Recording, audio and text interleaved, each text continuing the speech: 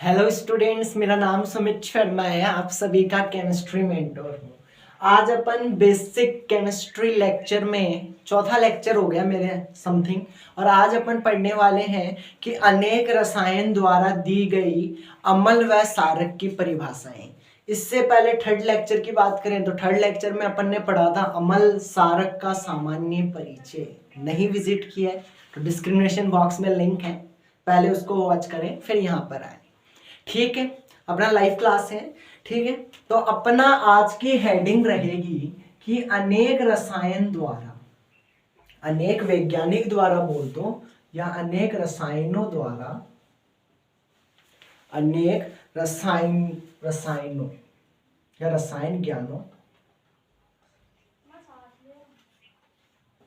अनेक रसायनों लिख लो, चलो कोई नहीं, अनेक रसायनों द्वारा दी गई अम्ल वह क्षारक की या क्षार की परिभाषाएं। अलग अलग वैज्ञानिक ने अपने अपने तर्क पर अम्ल की, क्षारक की परिभाषाएं दी हैं, जो आज अपन बेसिक लेक्चर में क्लियर करने वाले हैं। ठीक है दोस्त, हेडिंग डाल लीजिएगा, मेरे साथ साथ नोट्स लिख रहे हैं तो आप सभी। अब आगे देखें। सबसे पहले अम्ल और सारक की परिभाषा दी थी आर्रेनियस ने। ठीक है ना, तो अपन को सबसे पहले जो संकल्पना पढ़नी है वो पढ़नी है आर्रेनियस संकल्पना, आर्रेनियस थ्योरी। आर्रेनियस संकल्पना मीन्स आर्रेनियस थ्योरी। ठीक है, अपन को पढ़नी है आर्रेनियस थ्योरी। सबसे पहले अम्ल और सारक की परिभाषा अपन को दी थी आर्रेनियस वैज्ञानिक ने, इसलिए सबसे पहले अपन आर्रेनियस थ्योरी को पढ़ रहे हैं। आर्रेनियस नामक वैज्ञानिक ने सन 1887 में आर्रेनियस नामक वैज्ञानिक ने सन 1887 ईस्वी में अम्ल व सारक की परिभाषा दी थी। इन्होंने अपनी परिभाषा 1887 में दी थी, तो अपन लिखेंगे आर्रेनियस ने सर्वप्रथम सन 1886 ईस्वी में अम्ल वह सारक को परिभाषित किया था। अम्ल वह सारक को परिभाषित किया था। अब उन्होंने बताया क्या, वो देखिए, परिभाषित किया था इन्होंने 1886 में ही 1886 नहीं है, 1887 है। ठीक है ना, 1887। ठीक है, परिभाषित किया। इनके अनुसार क्या था, इनके अनुसार जब अपन अम्ल को जल में घोलेंगे, ठीक है ना, जब भी अपन अम्ल को जल में घोलेंगे तो अम्ल हमेशा हमें H+ आयन देगा, और जब अपन सारक को जल में घोलेंगे तो वो हमें OH- आयन देगा। ठीक है ना, ये इनकी संकल्पना थी। इन्होंने कहा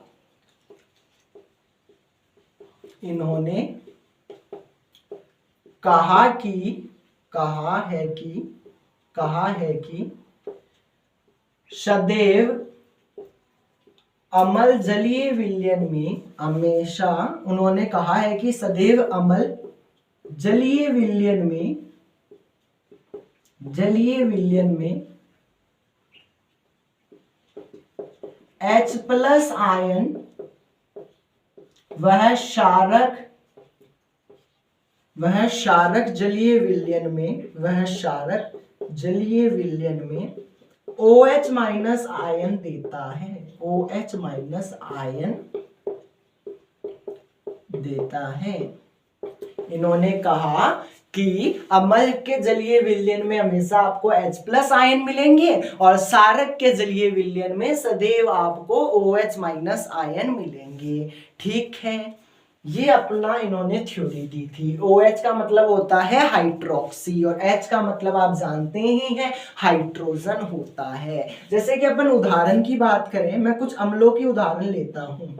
जैसे अपन अम्ल के उदाहरण की बात करें इस संकल्पना पर, जैसे मैंने क्या किया, मैंने HCl है ना, हाइड्रोक्लोरिक एसिड, इसको मैंने पानी के जलीय विलयन में मिलाया, ठीक है ना। इसका जलीय विलयन मैंने क्या किया, तैयार किया। जैसे ही मैं इसका जलीय विलयन तैयार करूंगा तो ये H+ और Cl- आयन में टूटेगा। और यही अपन कह रहे हैं कि आर्हेनियस जी ने हमें कहा है कि जब भी आप अम्ल को पानी में मिलाएंगे तो वो आपको H+ आयन देता है। ऐसे ही अपन क्षारक की बात करें तो क्षारक पढ़ के रखिए अपन ने, NaOH होता है, सोडियम हाइड्रोक्साइड। इसके भी जलीय विलयन में जब अपन सोडियम हाइड्रोक्साइड को मिलाएंगे तब ये Na+ और OH- आयन में टूटेगा, सोडियम प्लस हाइड्रोक्सी में टूटेगा। मतलब आर्हेनियस जी की संकल्पना तो ठीक है, आर्हेनियस ने जो बताया वो तो लगभग तो ठीक चल रहा है अब तक, ठीक है ना। आर्हेनियस ने क्या बताया कि अम्ल जलीय विलयन में H+ आयन देगा तो दे रहा है, OH- आयन क्षारक देगा तो दे रहा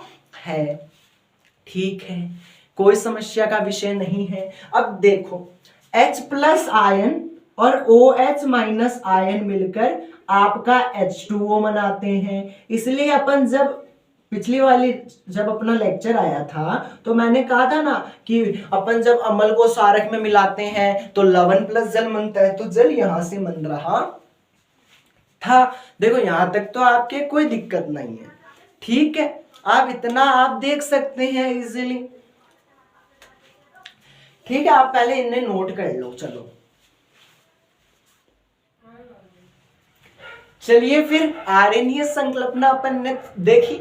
अब देखो हर कोई चीज देगा, हर कोई आदमी अपना तर्क रखेगा तो उसके अंदर थोड़ी बहुत कमियां अपन को मिल ही जाती है। और ऐसे अपनी केमिस्ट्री परफेक्ट नहीं, हर जगह सेक्शन है, अपवाद है। तो आर्हेनियस जी की ये संकल्पना उन अम्लों के लिए फेल हो जाती है या उन अम्लों के लिए या उन क्षारकों के लिए उपयोगी नहीं है जिसके अंदर H+ आयन और OH- आयन है ही नहीं। अपन तो बोलते हैं कि अम्ल जलीय विलयन में H+ आयन देगा, OH- आयन देगा, पर कुछ अपने पास ऐसे भी तो एसिड है, ऐसे भी तो बेस हैं जिसमें H+ आयन है ही नहीं, OH- आयन है ही नहीं, तो वो क्या करेंगे। तो इसलिए अपन लिखेंगे सीमाएं कि आर्हेनियस का नियम माना तो जाता है पर आर्हेनियस के नियम की सीमाएं क्या रही। तो अपन कहेंगे आर्हेनियस संकल्पना, आर्हेनियस थ्योरी, आर्हेनियस संकल्पना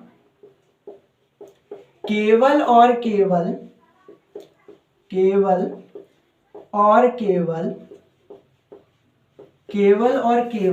H+ अम्ल वह OH- क्षारक के लिए उपयोगी है, क्षारक के लिए उपयोगी है। परंतु प्रकृति में कुछ ऐसे भी अम्ल है, कुछ ऐसे भी अम्ल वह क्षारक हैं जिनमें H+ व OH- आयन होता ही नहीं है, जिसमें H+ या OH- आयन होता ही नहीं है।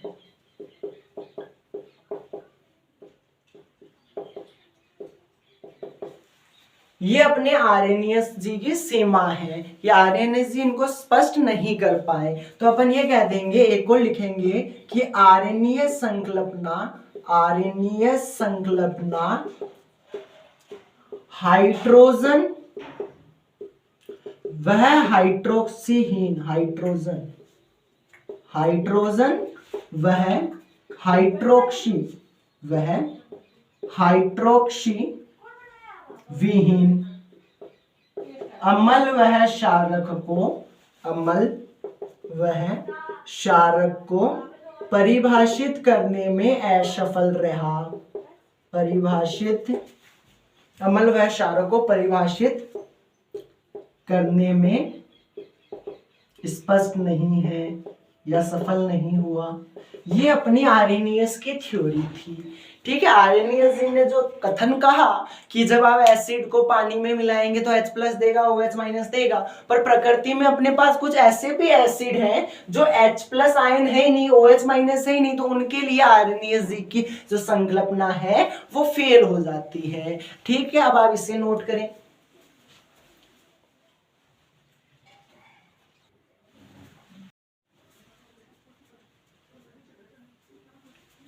चलिए फिर आर्हेनियस संकल्पना के बाद में जो नई संकल्पना दी गई वो दी गई ब्रांस्टेट ल्योरी संकल्पना। ब्रांस्टेट वह लोरी संकल्पना। ये जो थ्योरी है ये दो वैज्ञानिकों के थ्रू दी गई। ठीक है ना, इस संकल्पना को देने के लिए दो वैज्ञानिक के नाम आते हैं। एक तो थे हमारे पास ब्रांस्टेट और एक थे लोरी। इनका पूरा नाम अभी देखेंगे। देखो पहले मैं लिख देता हूं कि अम्ल व क्षारक की नई परिभाषा। अम्ल व क्षारक मतलब आर्हेनियस की तो परिभाषा लगभग सही नहीं हुई थी ना, गलत हो गई थी, तो वह अम्ल व क्षारक की नई परिभाषा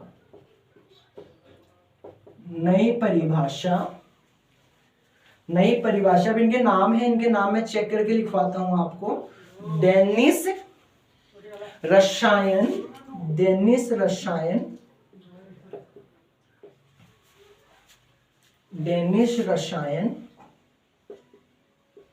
और इनका नाम था जोनस ब्रांस्टेट। और लोरी का पूरा नाम था वह अंग्रेज रसायन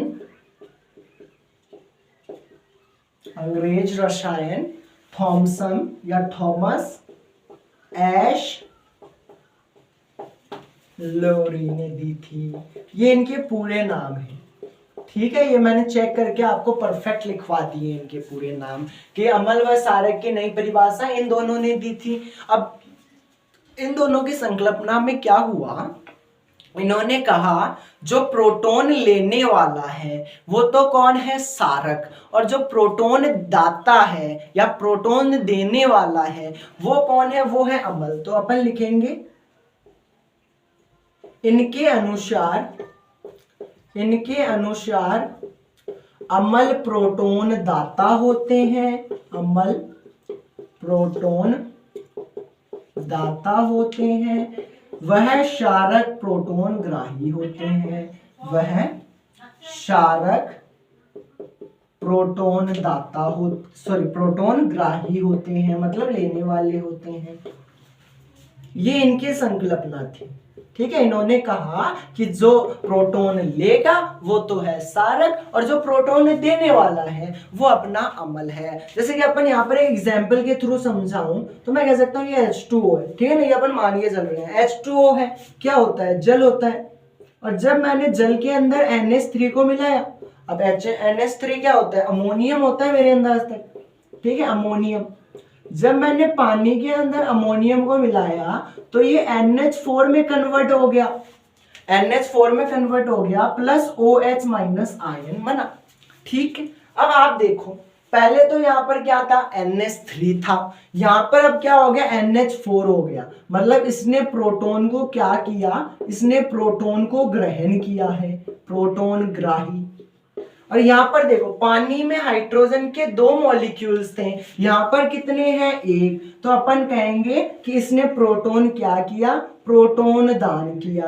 और अपन यही तो कह रहे हैं कि प्रोटॉन दान करने वाला तो अम्ल है और प्रोटॉन ग्राही अपना क्षारक है। तो यहाँ पर आपका ये NH3 था, ये तो क्या बन गया, ये तो बन गया आपके लिए क्षारक, और H2O क्या बन गया आपके लिए, अम्ल बन गया। ऐसी कुछ अवधारणा अपने आर्हेनियस जी ने हमें दी थी। ठीक, सॉरी आर्हेनियस ने नहीं, ब्रांस्टेट व ल्योरी जी ने दी थी। ठीक है, तो आप इसे नोट करें। चलिए फिर ब्रांस्टेट ल्योरी संकल्पना समझने के बाद में अब अपन इनकी सीमाओं के बारे में बात करते हैं। ठीक है ना, अभी अपन बात कर रहे थे कि किसी ना किसी चीज की कमी निकल ही जाती है। आर्हेनियस की भी निकली थी तो इनकी भी निकली। इन्होंने क्या कहा कि अम्ल प्रोटॉन दाता, क्षारक प्रोटॉन ग्राही, लेने वाला और देने वाला। पर अब ऐसे एसिड भी हमारे प्रकृति में है जो अप्रोटोनिक अम्ल है, मतलब जिनके ना प्रोटॉन है ही नहीं, और ऐसे कुछ हमारे पास सारक भी है जिसके ना प्रोटॉन नहीं है, तो उनके लिए जो आपकी ये अवधारणा है वो सफल नहीं होती है। तो अपन कहेंगे ब्रांस्टेट वह लोरी संकल्पना, ब्रांस्टेट वह लोरी संकल्पना अप्रोटोनिक या अप्रोटिक अम्ल वह क्षारक, अप्रोटोनिक का मतलब है जिसके अंदर प्रोटॉन है ही नहीं, तो अप्रोटोनिक अम्ल वह क्षारक के लिए कोई परिभाषा, के लिए कोई परिभाषा नहीं दे पाई, नहीं दे पाई। या अपन ऐसे लिख देते हैं कि ब्रांस्टेट व लोरी संकल्पना अप्रोटोनिक अम्ल व क्षारक के बारे में कुछ भी स्पष्ट नहीं कर पाए। अब आप बोलोगे भैया अप्रोटोनिक क्या होता है, तो अपन बोलेंगे कि अप्रोटोनिक का मतलब आप कुछ ऐसे ले लो जैसे कि CO2 है, फिर आपके पास SO2 है, फिर आपके पास BF3 है, ये सब क्या है, ये अप्रोटोनिक कंपाउंड ही तो है अपने, इनमें थोड़ी है, इनके अंदर प्रोटॉन थोड़ी होता है, नहीं होता ना। तो इनके बारे में आर्यन जो आपके ब्रांस्टेट लोरी संकल्पना है वो कुछ ढंग से नहीं बता पाई। ठीक है, दो संकल्पना अपन ने पढ़ ली, दो परिभाषा हमने देखी अम्ल और क्षारक की अलग अलग, एक तो थी आर्यनियस, एक थी ब्रांस्टेट वह लोरी संकल्पना। अब अगली संकल्पना दी है हमें लुईस ने। लुईस ने इलेक्ट्रॉन के आधार पर संकल्पना दी है, पहले आप इसे नोट करें फिर आगे चर्चा करते हैं। चलिए फिर तीसरी थ्योरम पढ़ते हैं, तीसरी थ्योरी पढ़ते हैं, लुईस संकल्पना, अम्ल व क्षारक की लुईस संकल्पना।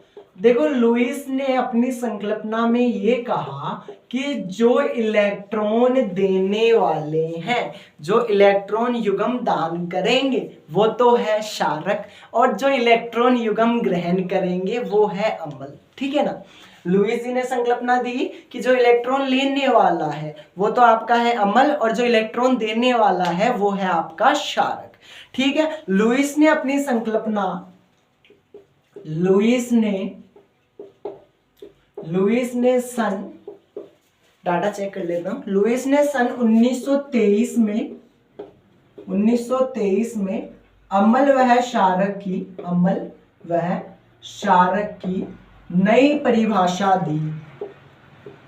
देखो कितनी परिभाषा आ गई अम्ल और क्षारक की, दो अपन ने पढ़ ली, तीसरी हमारी चल रही है, नई परिभाषा दी। तीन परिभाषा हमें दी हुई है, मतलब अनेक रसायन, मतलब तीन ही रसायनक थे, तीन ही अपने पास केमिस्ट्री के विद्वान थे जिन्होंने अम्ल व क्षारक में परिभाषा दी थी। एक अपन पढ़ चुके हैं, कौन से, आर्यनियस, दूसरी अपन ने क्या पढ़ी, ब्रांस्टेट लोरी संकल्पना, और तीसरी अपनी चल रही है लुईस संकल्पना। इन्होंने 1923 में ये संकल्पना दी थी। इनके अनुसार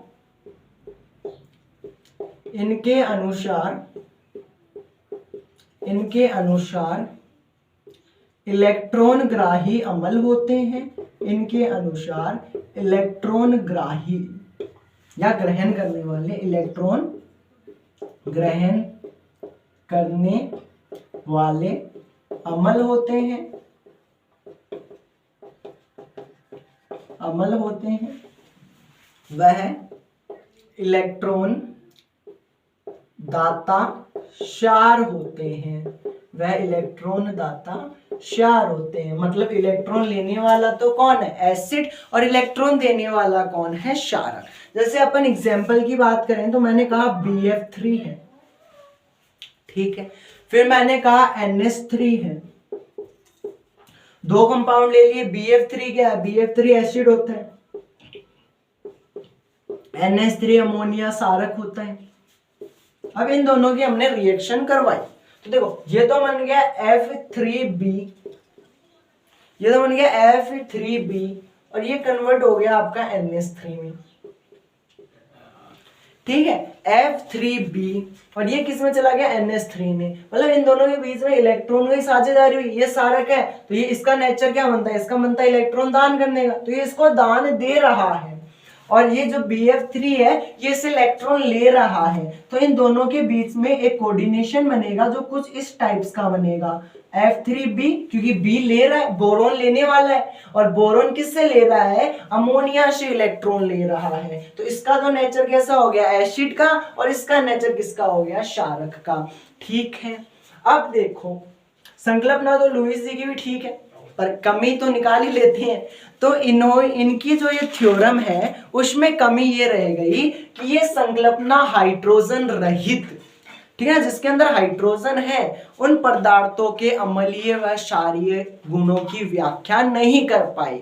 अब इन्होंने अपना एकदम परफेक्ट दिया, इलेक्ट्रॉन तो चलो सब में होगा, इलेक्ट्रॉन तो सब में होते हैं, तो मैं इलेक्ट्रॉन के ऊपर देता हूं, पर सवाल ये उठा, चलो आप इलेक्ट्रॉन पर तो दे रहे हो, पर हाइड्रोजन रहित जिसके ना हाइड्रोजन भी है उसके ऊपर लुईस की संकल्पना फेल हो जाती है। तो अपन लिखेंगे सीमा, लुईस की संकल्पना हाइड्रोजन रहित अम्ल व क्षारक, लुईस की संकल्पना हाइड्रोजन रहित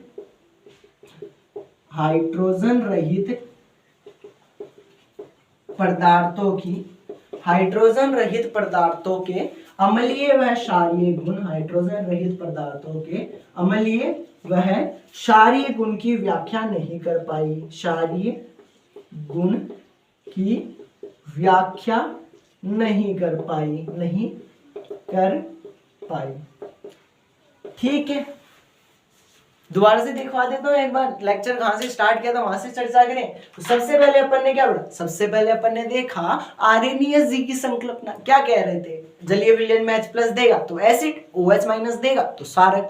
फिर अपने पास आए ब्रांस्टेस्ट व ल्योरी संकल्पना, उन्होंने क्या कहा कि जो प्रोटॉन दाता है, जो प्रोटॉन देने वाले हैं, वो तो क्या है, वो तो है अम्ल, और जो प्रोटॉन ग्राही है वो है क्षारक, पर उनकी भी संकल्पना फेल हुई। फिर अपने आए लुईस संकल्पना, लुईस संकल्पना में क्या हुआ, जो इलेक्ट्रॉन लेने वाला है वो तो अम्ल है, और जो इलेक्ट्रॉन देने वाला है वो क्षारक है। ये संकल्पना फेल नहीं हुई, मतलब इनके थोड़ी बहुत कमी रह गई, पर ये संकल्पना अभी भी मानी जाती है।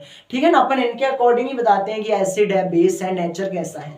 ठीक है दोस्तों, ये अपना लेक्चर नंबर 4 था। जैसे अपनी बात हुई थी, अम्ल का सामान्य परिचय देख लिया अपन ने, और आज के वीडियो लेक्चर में अनेक विद्वानों द्वारा अम्ल व क्षारक की परिभाषा हमने देख ली है। तो अब अपन मिलेंगे नेक्स्ट वीडियो लेक्चर में। तो till then keep practising, keep learning, thank you and good bye.